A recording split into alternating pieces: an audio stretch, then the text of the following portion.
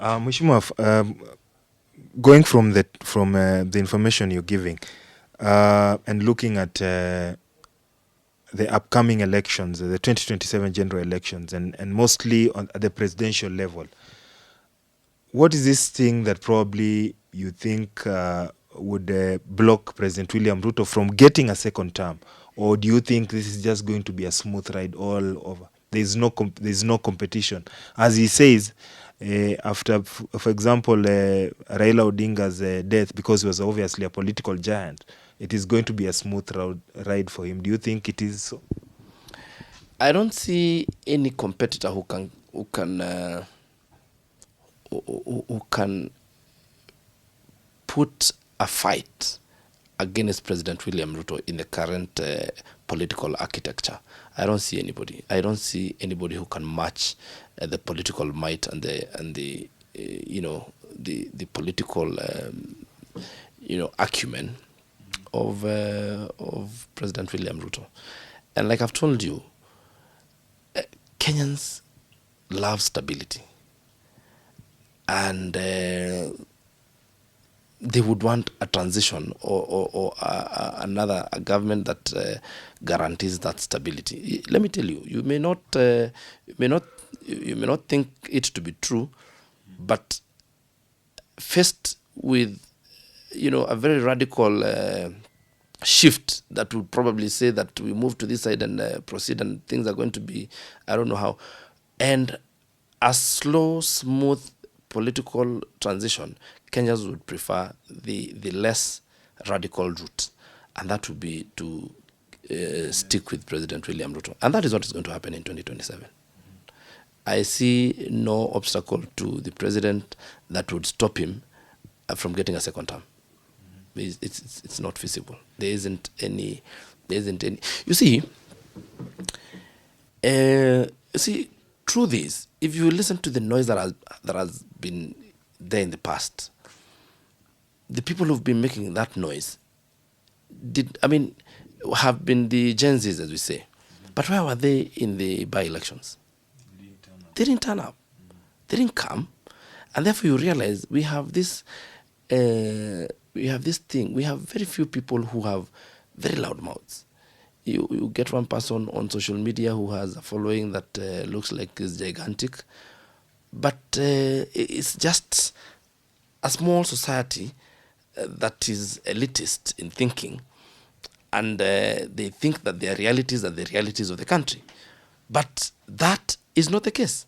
The realities of the country is that the majority of the people who are in the rural areas engaging in agricultural activities and other economic activities want stability.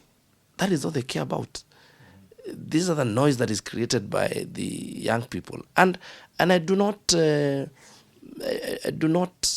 have a problem with that. It is a political right. It is a civic duty to be involved in politics and to oversee what government is doing, and to put all governments, both the national government and the county governments, to accountability, to put them to accountability. It is a work of the Mwananchi. It is actually guaranteed in the Constitution.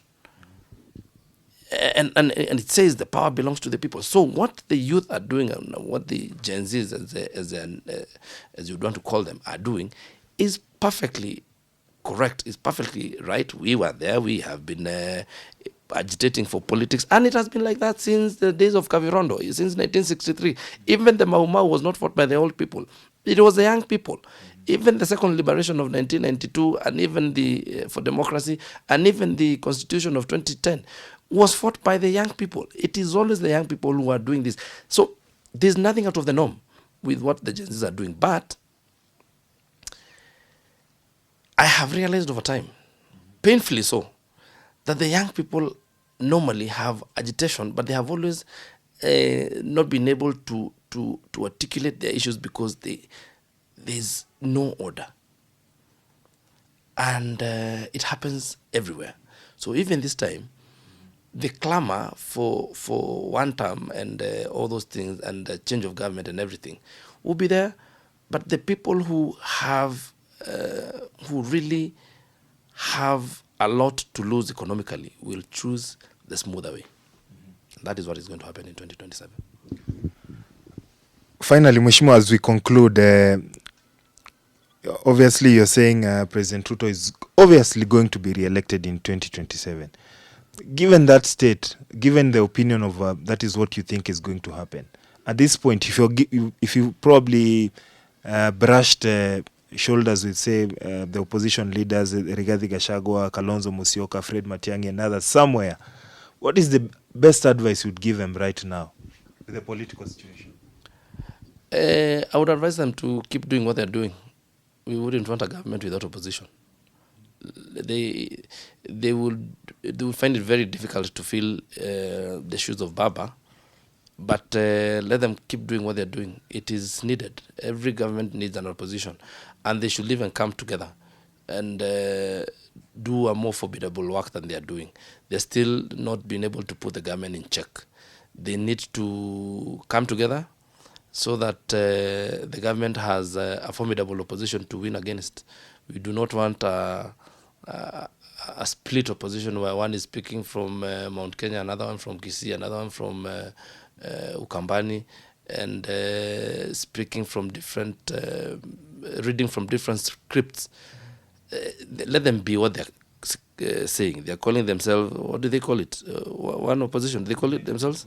United opposition. Let them be that united opposition if they can. But I doubt they can. So they need to do more job. They need to do more work bringing themselves together. That would only mean that they need to have selflessness and stop this selfish behavior of pulling to everybody wants to pull to their side. If they continue doing that, we will beat them in 2027. And I do not see them changing. They will still continue being disjointed, and that is how we shall beat them. Yeah. So my advice to them is to come together, get one formidable person. I don't know. From the look of things, I can't think of any person who would.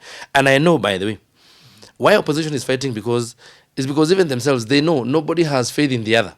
Even in themselves, nobody believes that they can do anything. I mean, I know Matiang'i is looking at Gachagua and wondering why would we choose Gachagua? He's a tribal. He has tribal bigotry and he's not electable. He cannot move anywhere beyond Nyeri. And then Gachagua looks at Matiang'i and wonders, this person is Kisii, cannot move from Kisii. He's not electable in other places. They look at Kalonzo and they say, this person has been here since the 80s. He's never been able to convince anybody to vote for anybody. So, I mean, they're also lost. They do not see any leader among themselves. So they are lost. They should probably approach a more formidable candidate and support them. And I think that candidate would only be William Ruto. So they need to come to government, and that's where they belong. Uko nje, wataka tu ni kelele tu wanapiga, and they will never be together. They will never form a formidable fight because they cannot be united. That name is very aspirational. United opposition is very aspirational to them. It's a mirage. They see it over there, but when they get there, there's nothing. It's just a mirage. They can't achieve it. They lack the selflessness to let one of their own take the mantle. They can't.